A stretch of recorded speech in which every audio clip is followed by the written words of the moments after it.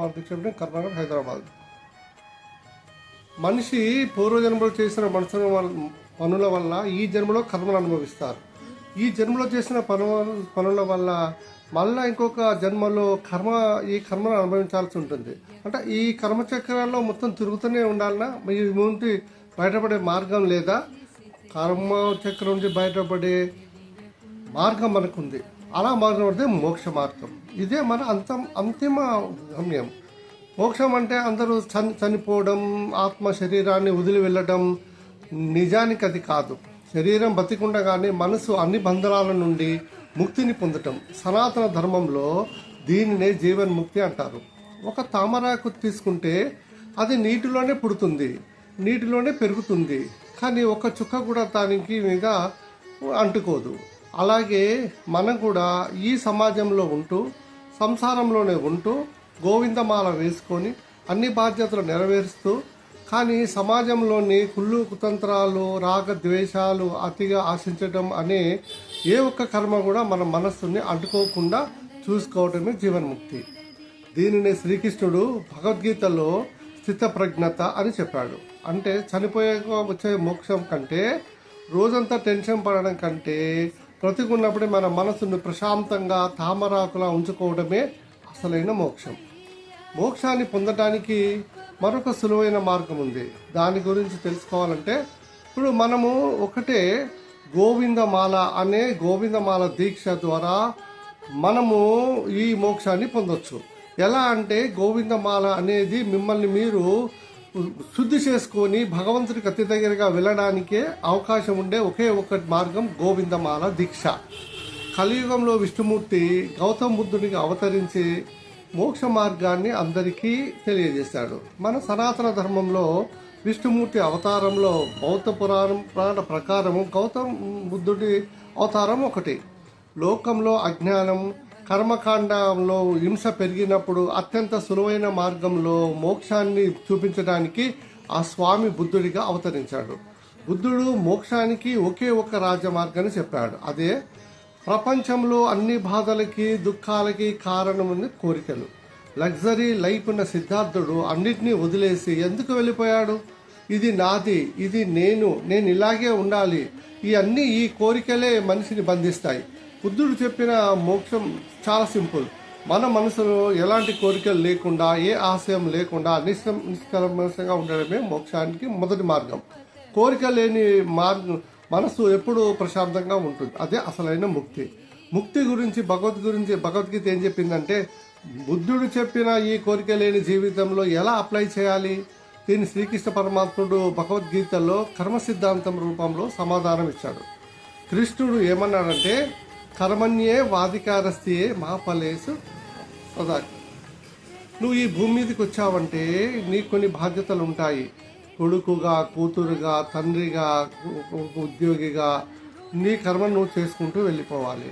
కానీ ఇక్కడే ఒక కండిషన్ ఉంది. ఈ పని చేసేటప్పుడు ఈ ఫలితం కావాలి, దీన్ని గెలవాలి అనే స్వార్థ కోరిక ఉండకూడదు. మనము ఆఫీస్లో ప్రమోషన్ కోసము రాత్రింబవళ్ళు కష్టపడతాము, కానీ రానప్పుడు కుంగిపోతాం ఎందుకు? పని మీద కంటే ఫలితం మీదనే మనకి ఆశ ఎక్కువగా ఉంటుంది. అంటే ఫలితం మీద ఆశ వదిలేసి నీ కర్మని నువ్వు సంతోషంగా దైవ చింతనతో చేసుకుంటా పోతే నీకు విజయమైన అపజయమైన ఒకేలా అనిపిస్తాయి. ఈ మానసిక స్థితిని భగవద్గీతలో స్థితప్రజ్ఞత అని చెప్పారు. బ్రతికుండగానే ఎలాంటి ప్రశాంతతను కలిగి ఉండటమే మోక్షం. ఒకసారి ఊహించుకోండి, దశరథ మహారాజు శ్రీరామచంద్రుడికి తెల్లవారితే రాజును చేస్తానని చెప్తే నీకు పట్టాభిషేకం అని చెప్పాడు. ఆ మాట విన్నప్పుడు రాముడు ముఖంలో ఎలాంటి గర్వం కానీ అమితమైన ఆనందం కానీ లేవు. ఒక ప్రశాంత చిరునవ్వుతో తండ్రి మాటకి తల వంచాడు.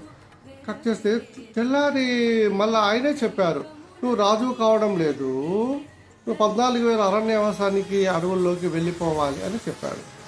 సామ్రాజ్యాన్ని ఏలాల్సిన వాడు, సింహాసనం మీద కూర్చోవలసిన వాడు అడవులకు వెళ్లాల్సి వచ్చింది. ఆ మాట విన్నప్పుడైనా శ్రీరామచంద్రుడు ఏడ్చాడా, కోప్పడ్డా? పట్టాభిషేకం అన్నప్పుడు ఆయన ముఖంలో ఎంత ప్రశాంతత ఉందో అరణ్యవాసం అన్నప్పుడు కూడా ఆయన ప్రశాంతత అంతే ఉంది. పరిస్థితులు ఎలా ఉన్నా, గెలుపు వచ్చినా, ఓటమి వచ్చినా, సుఖం వచ్చినా, కష్టం వచ్చినా మన అంతరాత్మని, మన మనస్సుని కదలకుండా ఒకే స్థితిలో ఉంచడమే స్థితప్రజ్ఞత. మన పరిస్థితిని మార్చకూడదు. మన అంతరాంతరాల్లో ఉండే ఆ ప్రశాంతతే మనని నడిపించాలి. ఇది మోక్షానికి అసలైన మార్గం. ఈ మోక్షాన్ని ఎలా పొందాలి ఇప్పుడు మనం తెలుసుకుందాం. కలియుగంలో మోక్షం కోసము పెద్ద పెద్ద యజ్ఞాలు, హోమాలు చేయకూడదు. కానీ 2 విషయాలు: ఒకటి నామస్మరణ, 2 గోవిందమాల దీక్ష, శరణాగతి. రోజు మన పనులు మనం చేసుకుంటూ భగవంతుడి నామాన్ని స్మరించుకోవడం. అన్నిటికంటే ముఖ్యంగా గోవిందమాల, శరణాగతి. ఈ స్వామి ఈ జీవితం నువ్విచ్చిందే, ఇందులో నేను నిమిత్త మాత్రుణ్ణి, అంతా నీదే భారం. మన అహంకారాన్ని భగవంతుని పాదాల చెంతలో మనం పెట్టినట్టయితే మనకి ఈ మోక్ష మార్గం నుంచి మనం వెళ్ళగలుగుతాం అన్నమాట. అంటే మనము మోక్షాన్ని ఎలా కోరుకుంటాము, ఎలా చేస్తాము అని అంటే దాన్ని మనము వినియోగించుకోవాలి. నది ఎంత వేగంగా ప్రవర్తించినా చివరికి సముద్రంలో కలిసిపోయినప్పుడు దానికి ఒక స్థిరత్వం వస్తుంది, దానికి మోక్షం లభిస్తాయి. అలాగే మన జీవాత్మ కూడా నేను, నాది అనే అహాన్ని వదిలి పరమాత్మలో లీనమవటమే మోక్షం. అదే గోవిందమాల. మనని మనం భగవంతుడికి సరెండర్ చేయటం. అలా సరెండర్ చేసినప్పుడు మనకి భయాలు, కోరికలు ఉండవు. భగవద్గీతలో కూడా శ్రీకృష్ణ పరమాత్ముడు ఇలాగే అర్జునుడికి స్పష్టంగా వివరించాడు. ఎవరైతే తమ అంత్యపాదంలో నన్నే స్మరిస్తారో, ఈ శరీరాన్ని విడుస్తారో వారే నన్ను పొందుతారు. ఇందులో ఎలాంటి సందేహం లేదు. దీని తర్వాత శ్లోకంలో ఆయన మనిషి ప్రాణాలు విడిచే సమయంలో ఏ భావనతో ఉంటాడో తర్వాత జన్మలో అదే రూపాన్ని పొందుతాడని చెప్పాడు. కాబట్టి చివరి క్షణంలో భగవంతునిపై మనసు లగ్నం చేసి భగవంతు రూపాన్ని అంటే మోక్షాన్ని పొందుతామన్నమాట. అయితే చనిపోయే ముందు దేవుణ్ణి నామస్మరణ చేస్తే మోక్షం పొందవచ్చు అనుకుంటే మాత్రం అది తప్పు. మీరు ఆరోగ్యంగా ఉన్నా, బలంగా ఉన్నా, మీకు అన్ని సదుపాయాలు, సౌకర్యాలు ఉన్నా దేవుణ్ణి స్మరించండి. ఎందుకంటే శ్రీ మహావిష్ణువు వరాహ అవతారంలో భూదేవికి ఒక గొప్ప అభయాన్ని ఇచ్చాడు. దీన్ని వరాహ చర్మ శ్లోకం అంటారు. దీని సారాంశం ఏమిటంటే, ఒక మనిషి ఆరోగ్యంగా అన్ని నిందలు సజావుగా ఉన్నప్పుడు నన్ను మనస్ఫూర్తిగా శరణు వేడితే ఆ తర్వాత అతను వృద్ధాప్యం వలనో జబ్బు వలనో చనిపోయే పరిస్థితి చివరి క్షణంలో నన్ను స్మరించని స్థితిలో ఉన్నప్పటికీ నేనే అతనికి స్వయంగా గుర్తుపెట్టుకొని నా పరమపదానికి తీసుకెళ్తానని. చనిపోయే చివరి క్షణంలో భగవంతును తలిస్తే మోక్షం కదా అని జీవితాంతం పాపాలు చేసి చివరి సేవలో దేవుడి పేరు చెప్దాంలే అనుకుంటే అది సాధ్యం కాదు. ఎందుకంటే చివరి క్షణంలో ప్రాణం పోయేటప్పుడు వచ్చే శారీరక బాధ, భయం వలన మనసు మన ఆధీనంలో ఉండదు. జీవితాంతం మనం దేని గురించి అయితే ఎక్కువగా ఆలోచిస్తామో చివరి క్షణంలో అదే ఆలోచన ఉంటుంది. కాబట్టి ఎగ్జాంపుల్ ఉదాహరణకి డబ్బు, పిల్లలు, ఆస్తులు, పాస్తులు, భయాలు, ఇవన్నీ కూడా శాస్త్రాలు ఏం చెప్తున్నాయంటే చివరి క్షణంలో భగవంతుని ఆలోచన రావాలంటే జీవితాంతం భగవత్ చింతన లేదా గోవిందమాల వేసుకొని సన్మార్గం ఉండటం అలవాటు చేసుకోవాలి. ఫైనల్గా మోక్షం అంటే చనిపోయిన తర్వాత ఎక్కడికో వెళ్ళటం కాదు, మీ ఇంట్లో మీ దగ్గర మీ బాధ్యతలు నెరవేరుస్తూనే గోవిందమాల వేసుకొని మోక్షాన్ని పొందడానికి ప్రయత్నం చేయాలి. జై శ్రీమన్నారాయణ. నేర్కొండ వెంకటరమణ గోవింద గోవింద.